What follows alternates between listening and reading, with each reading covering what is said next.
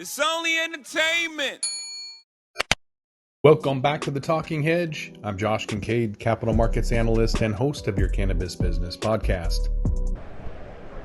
All right, we're at MJ BizCon, Jon Spadafora with Veritas Fine Cannabis. All right, so you're based out of Colorado? Yeah, Denver, Colorado. And Fine Cannabis, I'm assuming that's about high-end fine cannabis? We're a premium boutique producer. We're the largest of the small guys or the biggest of the little guys, however you want to consider it. But we're a premium cannabis flower company in Denver. Okay. How'd you get into the industry? How long have you been growing cannabis? Are you fully integrated? No, we're solely wholesale flower. Okay. We were actually the first wholesale license awarded by the state of Colorado, so we were the first grow that wasn't attached to a store. Really? And we think it's important we focus on what we're good at. We're not trying to do things that we're not our primary, what we know. Yeah, okay. So a lot of people are looking at solid genetics, right? And everyone claims to have fire. Yep. So how challenging has it been to be in a vertically integrated environment and try to penetrate, your cannabis? But when you're saying you've got the best or your stuff is good, how do you get into that market? Our process all along has been that we have not focused on having unique strains. We've focused on doing the job better than everybody else and having a process that in the garden is made to create as many terps as possible. In post-production can preserve those terps as much as possible. And then our marketing and sales efforts are focused on getting weed to the consumer that the terps are right for what they're looking for. So, it's been a really great market for us. We've been very successful for a minute. We've produced about 200 pounds a week of premium flower, and it sells out every week. So we've been very fortunate where we're at. I apologize. I completely forgot the question. I smoke a lot of weed these days, so I completely. No, you answered as we're it. going, I just started talking about us. You answered so I it. apologize about that. What is your secret sauce? You said it's not really about the genetics, but it's about just making sure that everything you do is done the right way. Yeah, so our entire process sauce? is designed to maximize the terp content of the flower. That's the most important piece of why flower makes you feel great, why you enjoy it or don't enjoy it. So in the garden, our process is incredibly hands-on. We hand water, we hand stake, we do everything by hand. 130 employees across 4 facilities right now. That generates as much as terpene-rich flower as we can produce, which is consistently tests higher than most of the other products in the state. And then post-production, we take a very long time on our cure. We take a lot of time and attention. We package everything by hand. We trim everything by hand. So there's a lot of people, it takes a village. And the end result is product that is rich, flavorful, and consistent. And so we've found that consumers appreciate that, and the labeling that we give them moves them towards the strain that'll be most effective for what they're looking for. So it's a closed loop. It's a closed loop process. Now that said, we do have a lot of strains. We're working now with new breeders, and we have a lot of exciting genetics. We have a genetics program that we've just started internally. So we're starting to chuck pollen and start create some of our own stuff. We are the Colorado cookies producer, so we work with the cookies. We're the only ones that work with cookies genetics in Colorado as well. So when I was talking about genetics, I didn't want to mention cookies, but everyone knows that cookies has the genetics. Yep. Nationwide, no one cares about Leafs by Snoop. Willie Nelson left Washington State. Yep. Nobody cares. I think it's because Cookies isn't one of these brands that's a rapper that happens to put his name on weed. Nobody knows Burner, really. No, Burner's a more famous weed guy than he is a rapper. Yes. And from top to bottom, it's about selecting the best strains, selecting the best cultivators, and preserving what we do. So it's the exact same process of what we do with our proprietary genetics, but it's with a brand that other people know.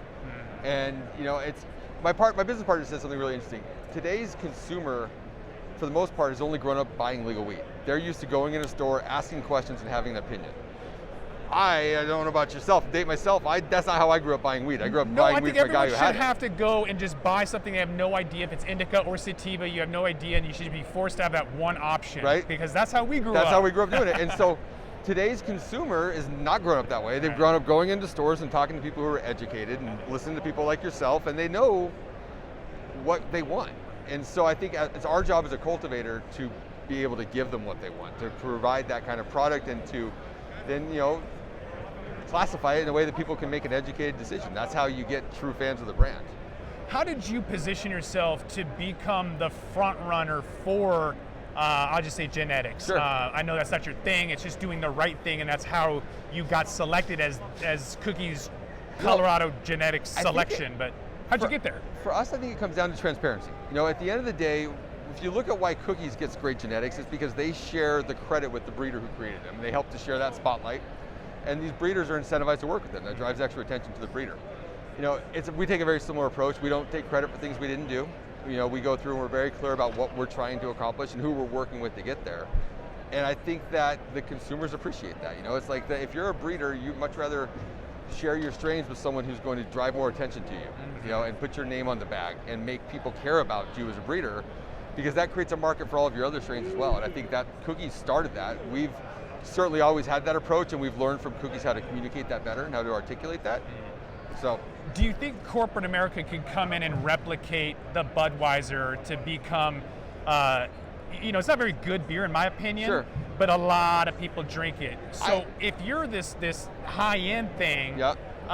What is that going to look like, in the big competition? I would argue that it's a great thing for all of us. All right. And I think it's because what it will provide is access to people at all different levels, right? I place a high value on cannabis. I'll pay a premium for good cannabis, and to me, that's an important piece.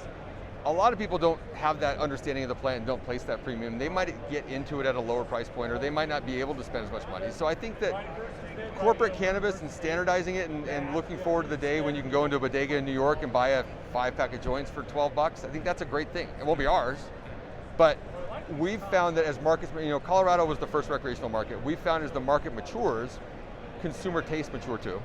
And they become more educated, and demand for, right now, this is the worst time of year from a wholesale perspective in the state of Colorado. We're doing very well. Is that because it's pre-harvest? Yeah, it's Croptober, so there's a lot of product that kind of comes in, and it happens across all markets. But what we've found is that on the top shelf, you don't see that as much because people are going for a certain specific product. They're not just looking for the cheapest weed. And I think that when corporate cannabis comes in and makes this more accessible, that's good for us. It opens up, it makes people accept this a little bit more for what it is, and it demystifies it. I think it gives people who don't have access to it access, which is great. And I think at some point they might trade up. I know that, you buy a Bud Light or a Coors Light at a football game, that's fun.